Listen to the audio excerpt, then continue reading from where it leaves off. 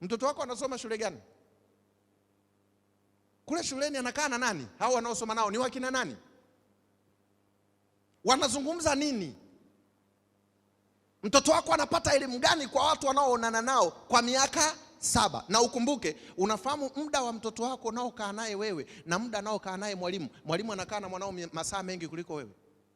Unafahamu kwa mwaka mwalimu anakaa na mtoto wako siku nyingi kuliko wewe.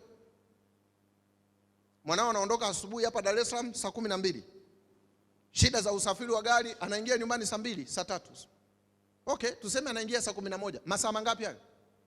Hayo masaa anakutana na rafiki zake barabarani, anakutana na watoto ambao unajua shuleni ni mkusanyiko wa kila mtoto katoka kwenye changamoto yake. Alafu wote hawa wanakutana. Anakaa wapi?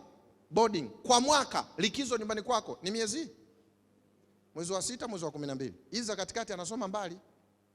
Na hata hiyo likizo akirudi nyumbani umemnyuka tusheni ngapi?